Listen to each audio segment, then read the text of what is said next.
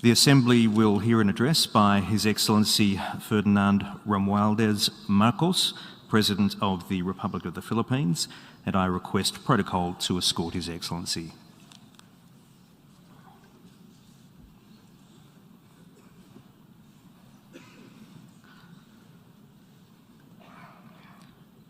On behalf of the General Assembly, I have the honour to welcome His Excellency Ferdinand Marcos, President of the Republic of the Philippines, and to invite him to address the Assembly. Mr. President, Excellencies, I am Ferdinand Marcos, and I am the President of the Republic of the Philippines. I stand today on behalf of 110 million Filipinos. At this time of crisis and opportunity, I bring with me the spirit of their enduring commitment to the ideals of our United Nations. This commitment is reflected in our solid contributions to the cause of peace and of justice. By shepherding the Manila Declaration of 1982, we helped affirm that differences should only be resolved through peaceful means. By reinforcing the predictability and stability of international law, particularly the 1982 United Nations Convention on the Law of the Sea, we provided an example of how states should resolve their differences through reason and through right. These two contributions provide useful guidance for our time, for amidst challenging global tides, an important ballast stabilizes our common vessel. That is, our open, inclusive, and rules-based international order that is governed by international law and informed by the principles of equity and of justice. As I have underscored, the Philippines shall continue to be a friend to all and an enemy of none. This world order traces its roots to 77 years ago. Your first Asian predecessor, Mr. President, General Carlos P. Romulo, called on our leaders then to make this floor our last battlefield, to determine in this hall whether humanity is to survive or be wiped out in another Holocaust. Our peoples chose survival. They chose cooperation. They chose peace. And by doing so, they made history. Today, history once again calls to us to make these choices. We are confronted by tectonic shifts that will inform the ebb and flow of this coming century. Of these, I see four challenges to the continued survival of our global community. First is climate change. The time for talk about if and when has long since passed. It is here. It is now. Climate change is the greatest threat affecting our nations and our peoples. There is no other problem so global in nature that it requires a united effort, one led by the United Nations. The effects of climate change are uneven and reflect an historical injustice. Those who are least responsible suffer the most. The Philippines, for example, is a net carbon sink. We absorb more carbon dioxide than we emit. And yet, we are the fourth most vulnerable country to the effects of climate change. This injustice must be corrected, and those who need to do more must act now. We accept our share of responsibility and will continue to do our part to avert this collective disaster. We call on the industrialized countries to immediately fulfill their obligations under the United Nations Framework Convention on Climate Change and the Paris Agreement to cut their greenhouse gas emissions, provide climate financing, and technology transfer for adaptation for the most vulnerable and developing countries, to lead by example. We look forward to concrete outcomes at the Conference of Parties in Egypt later this year. When future generations look back, let them not ask why we did not take this opportunity to turn the tide. Why did we continue in our profligate ways until it was too late? This threat knows no borders, no social class, nor any geopolitical consideration. How we address it will be the true test of our time. Second, the development of advanced technologies is rapidly transforming human life and experience. We still barely understand how these transformations are unfolding and where they are leading. The imminent diffusion of these emerging technologies could solve many of our old problems, but they could also disrupt our political and social orders. Our governance structures must keep up. Third, widening geopolitical polarities and sharpening strategic competitions are transforming the international political landscape. A profound lack of trust is putting enormous strains on our multilateral system. Our very charter is being violated around the world as we speak. In Asia, our hard-won peace and stability is under threat by increasing strategic and ideological tensions. These behoove us to uphold the ideals that led to the establishment of this Parliament of Nations, and to reject any attempt to deny or redefine our common understanding of these principles. Even as we grapple with these new long-term shifts, we remain beset by an unresolved problem. Inequalities and inequities within and among countries continue to persist, and they continue to demand urgent action. Therein lies our fourth transcendent challenge. This injustice was evident during the pandemic, when the richer nations immediately received vaccines at the expense of the have-nots. We see, for example, the dangers of this lurking in the persistent digital divide and in ballooning debt burdens. As we awaken from the economic stupor caused by the pandemic, we must reinvigorate the world economy. We must use public and private resources to encourage the expansion of trade, investment, and technology transfers to accelerate development. Knowledge and intellectual gains must flow freely to allow those lagging behind to catch up. Sustainable development will be hampered to the detriment of all if existing structures in the global economy remain unreformed. Mr. President, in these past 3 decades, Filipinos have achieved significant strides on our path to sustainable development.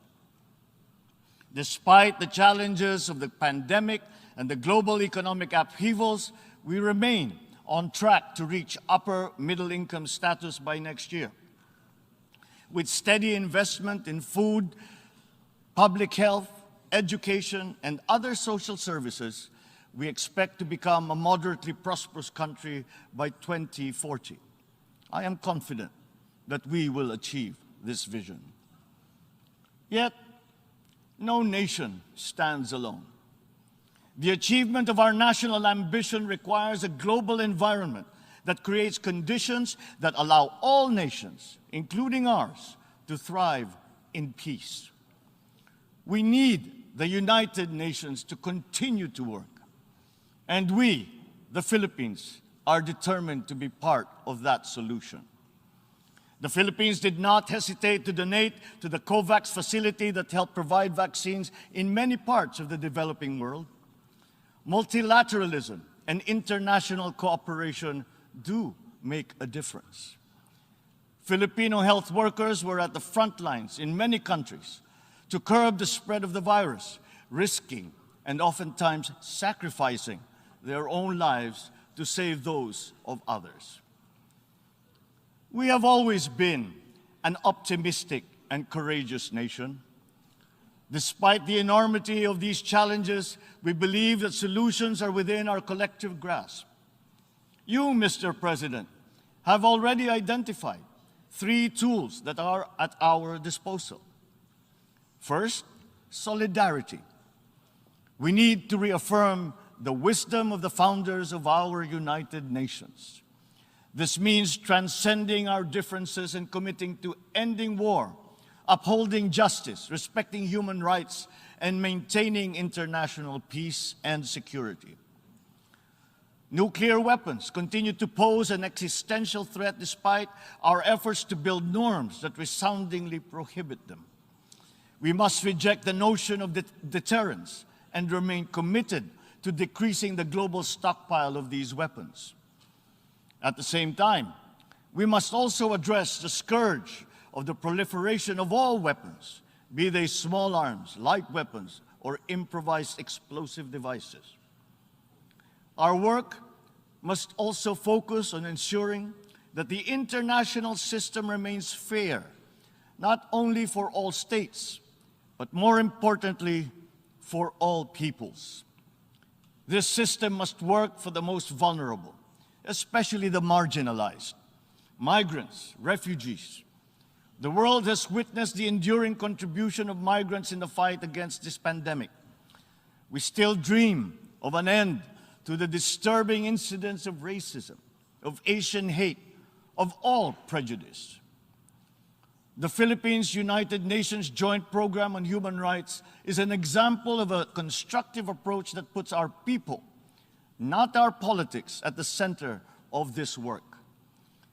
It provides a model for revitalizing the structures that facilitates solidarity between the United Nations and the sovereign duty bearer.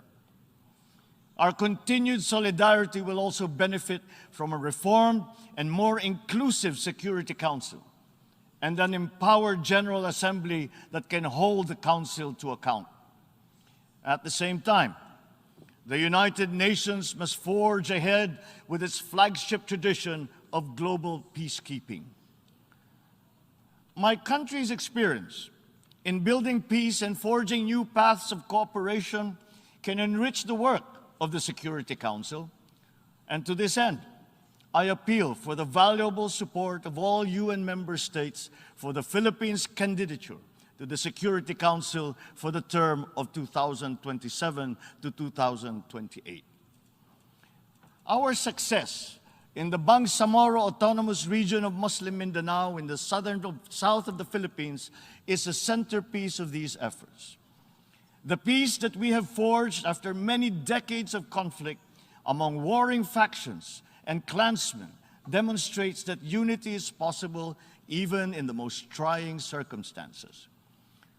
Inclusive dialogue involving all stakeholders, including women, the youth, faith leaders, and civil society, conducted with patience and good faith, has produced a credible and solid foundation for self-government that paves the way for lasting peace and sustainable development. We take the same approach in Asia. The Philippines builds partnerships for peace and development through dialogue, including through interfaith and interreligious dialogue, especially through ASEAN. In the face of great diversity, we believe that partnerships form the bridge to unite all of us in promoting peace and stability in the Asia-Pacific region. Our global community is only as strong as we make it. We need to ensure that all nations, especially developing countries, are equipped with the tools they need to navigate the uncharted waters of this century. This requires a transformative development agenda. We therefore welcome the Summit of the Future next year as an opportunity to collectively roll up our sleeves and chart our common path. Second, sustainability. We must seek solutions that preserve our planet. These solutions must transcend our time and win the future for the succeeding generations. We crafted the 2030 Agenda for Sustainable Development as a platform of unity, where our societies can build a future that is resilient and that is inclusive, where our people can be healthy, happy, and secure. This requires investment in food security, the fragility of which has been clearly demonstrated by the pandemic and the conflict in Ukraine. We need to take concrete steps towards a modern and resilient agriculture. For food is not just a trade commodity, nor is it just a livelihood. It is an existential imperative and a moral one. It is the very basis of human security. To attain food self-sufficiency and security, we are providing innovative solutions and financial support to farmers and fisherfolk to adapt new technologies and connect to national and global value supply chains. We look forward to forging cooperation with the UN and our partners to boost agricultural productivity and food security. As hosts to 17 UN agencies, programs, and funds, the Philippines strongly supports reforms to ensure that the UN development system delivers as one through its UN country team. Water connects our world and sustains our existence, but it is also a finite resource that requires our stewardship. Equally important, our biodiversity must be protected amidst the continuing challenge of climate change. We must enhance our cooperation in these areas. But sustainability also requires development policies that go beyond the traditional metrics.